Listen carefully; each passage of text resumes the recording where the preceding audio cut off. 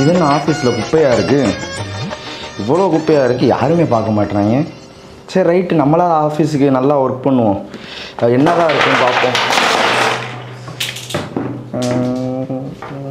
என்ன இது பேட்டரியாக இருக்குது? இதெல்லாம் நம்மளுக்கு தேவையில்லை. என்ன பண்ணிக்கிட்டு இருக்க?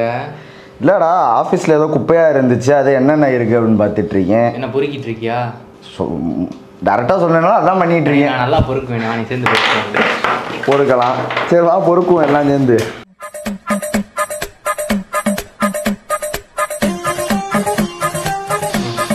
சீனியரு ஒரு வழியாக அந்த குப்பையிலேருந்து ஒரு உருப்படியான ப்ராடக்டை நம்ம பொறுக்கி எடுத்தாச்சு.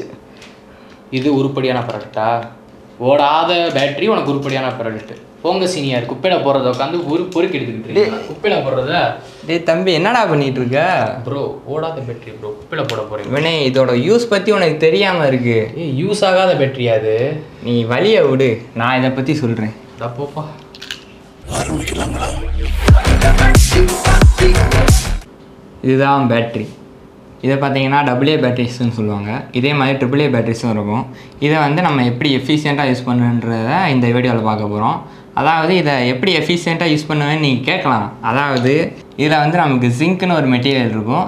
அதை வச்சு நம்ம சால்ட்ரிங் ஃப்ளெக்ஸு செய்யலாம். அந்த சால்ட்ரிங் ஃப்ளெக்ஸு நீங்கள் கடையில் வாங்குற மாதிரி லோக்கல் சீப்பாலாம் இருக்காது கைஸ். அது 30 ரூபாய்க்கு நீங்கள் வாங்கினாலும் அது ஒர்த்து இருக்காது.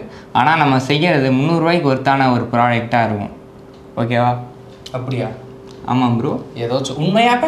உண்மையா ப்ரோ? ஆளை பார்த்தா டம்மி பீஸா இருக்க, பயங்கரமான ஆளா இருக்கேடா. ப்ரூஃப் பண்ணி காமிப்பியா?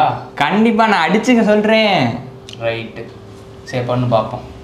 இது பார்த்தீங்கன்னா சால்ட்ரிங் பேஸ்ட்டு. இதை வந்து கடையில் வாங்கியிருக்கோம். அதாவது 30 ரூபா. இதோட கிராம் பார்த்தீங்கன்னா 10 கிராம் தான் இருக்குது. ரொம்ப கம்மியாக தான் இருக்குது 30 ரூபாய்க்கு. ஆனால் இதை விட எஃபிஷியண்ட்டாக, விலையும் கம்மியாக, நல்லா ஒட்டக்கூடிய சால்ட்ரிங் ஃப்ளெக்ஸு இன்றைக்கி செய்ய போகிறோம். அதுக்கு தேவையான பொருட்கள் என்னென்னு பார்த்தீங்கன்னா, ஒரு கண்ணாடி கண்டெய்னர். அதாவது ரொம்ப பெருசாக இருக்கணும்னு அவசியம் இல்லை. நீங்கள் அதிக அளவில் செய்யும்போது நம்மளுக்கு பெருசாக தேவைப்படும். நெக்ஸ்ட்டு பார்த்தீங்கன்னா, நம்ம முன்னாடியே சொன்ன மாதிரி வேஸ்ட்டாக நம்ம யூஸ் பண்ணாத பேட்ரிஸ், அதாவது AA பேட்ரிஸ். அதுக்கப்புறம் நமக்கு ஒரு ப்ராடக்ட் தேவைப்படும். அதுதான் பார்த்தீங்கன்னா ஹைட்ரோக்ளோரிக் ஆசிட். இதை பார்த்தீங்கன்னா நார்மலாக நம்ம வீட்டில் வந்து பாத்ரூம் க்ளீன் பண்ணுறதுக்காக வீட்டில் வந்து வாங்கி வச்சுருப்பாங்க. இது சேஃபாக நீங்கள் கேட்கலாம். அதாவது இந்த ஹைட்ரோக்ளோரிக் ஆசிட் பார்த்திங்கன்னா ரொம்ப ஒரு ஹார்ஸான ஒரு கெமிக்கல் கிடையாது. அதாவது நம்ம வீட்டில் யூஸ் பண்ணக்கூடிய அந்த பாத்ரூம் கழுவுறதுக்கு யூஸ் பண்ணக்கூடிய ஆசிட். இது பார்த்திங்கன்னா கான்சன்ட்ரேஷன் ரொம்ப ரொம்ப கம்மியாக இருக்கும். அப்படின்றப்ப நமக்கு கையில் பட்டா கூட அந்த நீங்கள் பார்த்துருப்பீங்க படத்தில், அந்த மாதிரி படத்துலலாம் பார்த்துருப்பீங்க, அந்த பட்டை ஒன்றே அப்படியே கையை அப்படியே அரிச்சிரும். அந்த மாதிரி ஒரு இது இருக்காது. ஏன்னா இது வந்து ரொம்ப மைல்டாக இருக்கும். ஓகேவா? கையை காமி பார்ப்போம். டேய் சும்மாறா, தொட்டு பார்ப்போம். அப்புறம் நீ பாட்டுக்கு சொல்ற, செஞ்சு பார்த்தேன். ஓகே, நீங்கள் கேட்கலாம் ப்ரோ. நீ கேட்குறது தப்பு கிடையாது, நீ கேட்டது கரெக்டு தான். அதுக்காக இதை நம்ம தொடக்கூடாது. தொட்டோம்னா நமக்கு மைல்டாக இருக்கும், ரியாக்ஷன் வந்து ரொம்ப கம்மியாக இருக்கும். சரி. ஆனால் நமக்கு அந்த படத்தில் காட்டுற மாதிரி டக்குன்னு அரிக்காது. சும்மா அவன் கையை கொசு கடிச்சா அரிக்கிற மாதிரி ஒரு ஃபீல் இருக்குது பார்த்தியா, அந்த மாதிரி இருக்கும். அதுக்காக நம்ம இதை வந்து தொட்டு பார்க்க வேணாம். முக்கியமாக சொல்ல வேண்டியதுன்னா, குழந்தைகள் அந்த மாதிரி சின்ன பிள்ளைங்க ஒரு இதை பற்றி தெரியாமல் இதில் வந்து நீங்கள் ட்ரை பண்ண வேணாம். ஏன்னா இது கொஞ்சம் டேஞ்சரஸ் தான். 18 வயசு கீழே விழுவாங்க. இதே பலவீனமானவங்க ஆகாதீங்க. சரி, இப்போ நீ சொல்லிட்டேல, நான் ட்ரை பண்ணி பார்க்குறேன். ஃப்ரெண்ட்ஸ், நான் ட்ரை பண்ணி பார்க்குறேன். சுண்டல் தொடு உன் சுண்டோரல் போனால் யாரும் காப்பாற்ற முடியாது. ஏதாவது ரியாக்ஷன் இருக்கா? ஒன்றுமே இல்லை, தண்ணி மாதிரி. உடனே போய் கையை கழுவிடு, இல்லைன்னா உனக்கு கொஞ்ச நேரம் கழிச்சு அரிக்கிற மாதிரி ஒரு ஃபீலிங் வரும். ஆனால் எதுவுமே இல்லை, ஆசிட் மாதிரிலாம் இல்லை, சும்மா தான் இருக்கு. பார்த்துக்கிட்டீங்க.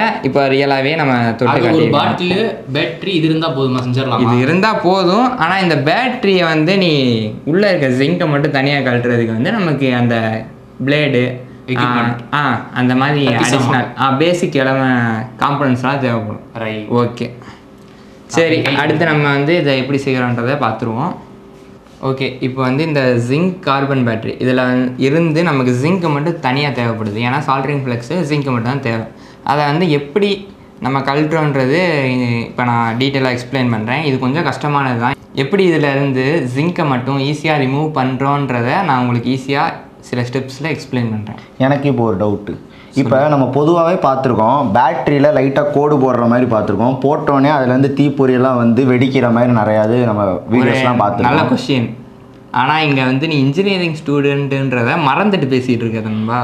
அதாவது நீ அந்த பேட்ரி என்ன பேட்ரி, அந்த வெடிக்கும்னு சொல்கிறல்ல, அந்த பேட்ரி என்ன பேட்ரி? Lithium ion battery. இது என்ன பேட்ரி? Zinc battery. ஓகே நண்பர்களே, இப்போ வந்து நம்ம இந்த ஒரு காம்பனன்ட்ஸ் நான் எடுத்திருக்கேன். அடுத்து என்னென்ன தேவைப்படுதுன்றத லைன் பை லைன் நான் சொல்கிறேன். ஓகே வாங்க, இப்போ வந்து நம்ம இதை எப்படி எடுக்கிறதுன்னு பார்ப்போம். இதில் பார்த்தீங்கன்னா நம்மளுக்கு அவுட்ரு ஷெல்லு மாதிரி ஒன்று இருக்கும். அது பார்த்தீங்கன்னா சும்மா ஒரு தகரம் அந்த மாதிரி மெட்டீரியலால் செஞ்சுருப்பாங்க. அதை வந்து நம்ம ஈஸியாக அந்த கோடு மாதிரி உங்களுக்கு தெரியும், அதில் வச்சு நீங்கள் எடுக்கிறது தான்.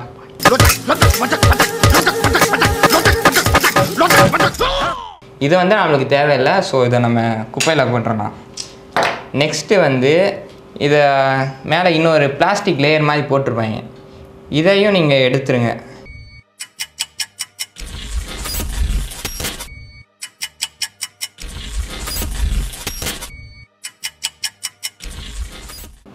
இப்போ வந்து இதை வந்து நீங்கள் ஒரு கம்மு மாதிரி இருக்கும் இதில், அதை வந்து கையில் படாமல் யூஸ் பண்ணிக்கோங்க. ஒரு விஷயத்தை மறந்துட்டேன், இங்கே வந்து நம்ம க்ளவுஸ் வந்து யூஸ் பண்ணணும். நானும் உங்களுக்கு ஹெல்ப் பண்ணவா? வேணாம், இது கொஞ்சம் அபாயமான ஒரு விபரீதம். நீங்கள் சொல்கிறத மட்டும் நான் செய்கிறேன். நீங்கள் அதான் அவனே சொல்லிட்டான்ல, குழந்தைகள் ட்ரை பண்ணக்கூடாதுன்ட்டு. ட்ரை பண்ணக்கூடாது கொடுத்துறாங்கன்ட்டு. குழந்தையா?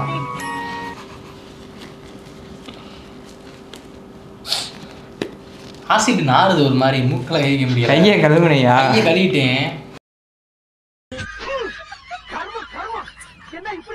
நல்லா கழுவுடா, சோப்பை போட்டு கழுவுடா. சரி மக்களே, நம்ம இப்போ ரெடி. கடைசியாக பார்த்துக்குங்க, அடுத்து இருக்குமா. இப்போ வந்து இந்த ஒரு திருப்புளி எடுத்துக்கிறேன், ஏன்னா அதோட இது பத்தலை. பேட்டரியோட திருப்பு முனை திருப்பு மொழி. இது பார்த்தீங்கன்னா சும்மா நம்மளுக்கு வந்து அந்த கண்டக்டர் மாதிரி இருக்கும், கான்டாக்டர். அதாவது ஜிங்க் ராடோட இதுதான் கனெக்ட் ஆகிருக்கும். இப்போ வந்து நம்மளுக்கு வெளியில் தெரியுது இல்லையா, இந்த இதுதான் ஜிங்க். அது பார்த்தீங்கன்னா ஒரு தோல் மாதிரி தான் இருக்கும். இந்த தோலை வந்து நம்ம ஆக்சைடு கூட மிக்ஸ் பண்ணி தான் சால்ட்ரிங் ப்ளக்கு செய்ய போகிறோம். ஓகே, இப்போ நம்ம எப்படி இதை எடுக்கிறோன்றது தான் டாஸ்க்கு. இப்போ இதில் எது ஜிங்க்கு? இந்த மேலே தெரியுது பார்த்தியா? ஆமாம். அந்த ஒரு கருப்பு கலரில் மாதிரி ஒரு மெட்டல் கலரில் இருக்கா? ஆமாம், அதுதான் ஜிங்க்கு. சரி. இந்த கருப்பு கலரில் இருக்குது என்னதுன்னு தெரியுமா உனக்கு? இது தான் இந்த கருப்பு கலரில் மேலே நீட்டி நிற்கிது. பிளாஸ்டிக்கா? இது ஊதுபத்தி. ஊதுபத்தி வந்து இங்கே நமக்கு பயன் கிடையாது ப்ரோ. அப்புறம் ப்ரோ, இன்ஜினியரிங் ஸ்டூடெண்ட்டு நினச்சி நான் உன்கிட்ட ஒரு கேள்வி கேட்டேன், அதுக்கு நீ சொல்லு என்ன அது? இதுதான் கார்பன் ராடு.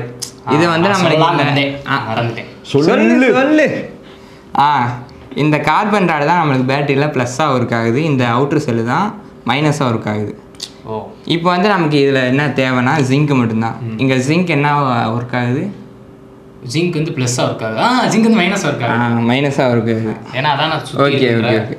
சரி, இப்போ வந்து இந்த ஜிங்கை வந்து நம்ம கொஞ்சம் கஷ்டப்பட்டு எடுக்க போகிறோம். Locak, mocak, bacak, locak, mocak, bacak, locak, mocak, bacak, locak, mocak, bacak, locak, mocak, bacak, locak, mocak, bacak, locak, mocak, bacak, locak, mocak, bacak, இதுதான் நமக்கு தேவையான ஜிங்க்கு. சரி, அடுத்த ஸ்டெப்பு. இப்போ வந்து இந்த ஜிங்க் எடுத்தாச்சு, ஆனால் இப்படி இருந்துச்சுன்னா நமக்கு கம்ஃபர்ட்டாக இருக்காது. ஸோ நம்ம ஒரு சிசர், அது துருப்பிடிச்சு தான் இருக்குது, அதை கண்டுக்காதீங்க, வச்சு கட் பண்ணிக்குவோம், பொடி பொடியாக கட் பண்ணிக்குவோம்.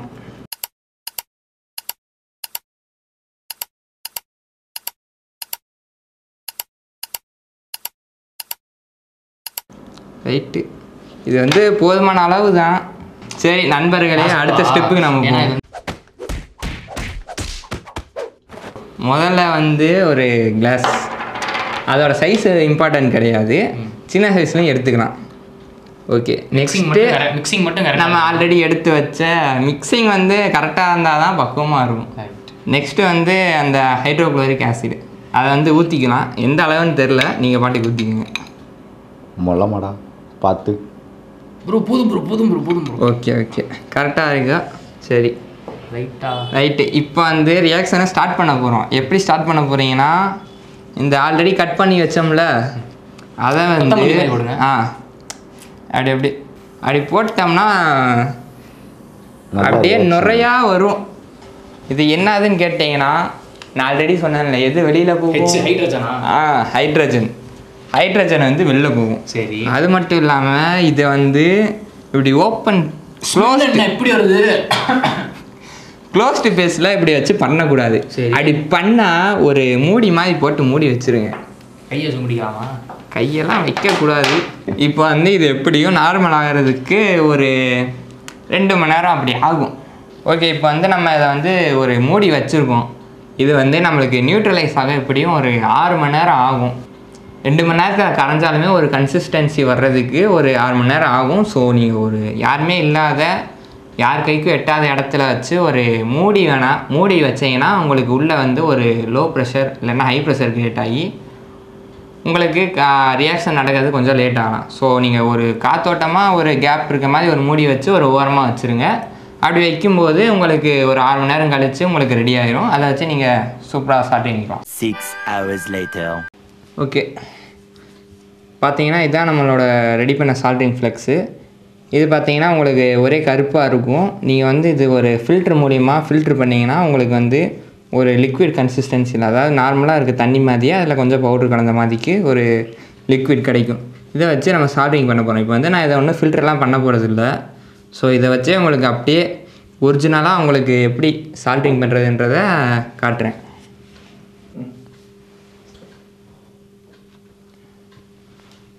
ஓகே, இப்போ வந்து நம்ம ஆல்ரெடி சால்ட்ரிங் வைக்கிறோம். ஒரு சால்ட்ரிங்னாலே ஒரு மெட்டீரியலோட இன்னொரு மெட்டீரியலை ஜாயின் பண்ணணும்.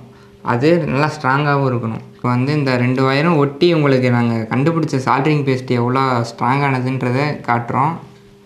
இப்போ வந்து இதில் வந்து ஆல்ரெடி சால்ட்ரிங் இருக்குது, இதில் வந்து சால்ட்ரிங் வைக்கலை. ஸோ இதில் வந்து முதல்ல நம்ம வழக்கம் போல் லெட்டை வைக்கிறோம். அதுவும் எப்பயும் போல் ஒட்டலை. ஸோ நம்ம வந்து அந்த இதில் டிப் பண்ணிவிட்டு வைக்கிறோம்.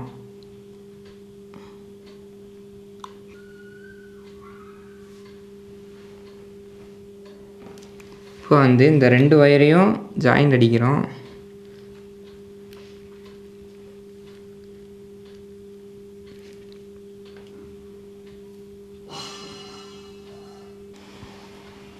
ஓகே, இப்போ பார்த்தீங்கன்னா நல்லா சால்ட்ரிங் வச்சாச்சு. இப்போ வந்து இதோட ஸ்ட்ரென்த் எவ்வளோன்றதை காட்ட போகிறேன்.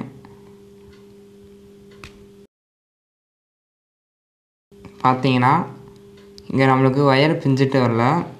நம்ம வச்ச சால்ட்ரிங்கு எப்படி அப்ளை ஆகிருக்குன்ட்டு பாருங்கள். இந்த அளவுக்கு ஒரு ஸ்ட்ராங்கான ஒரு சால்ட்ரிங் ஃப்ளெக்ஸ் வந்து நம்ம கடையில் தேடினாலும் கிடைக்காது. ஸோ இது வந்து நீங்கள் மஸ்ட்டாக கண்டிப்பாக ட்ரை பண்ண வேண்டிய ஒரு சால்ட்ரிங் ஃப்ளெக்ஸ் தான். ஓகே நண்பர்களே, இதோட நம்ம சால்ட்ரிங் ஃப்ளெக்ஸு வீடியோ முடிஞ்சு.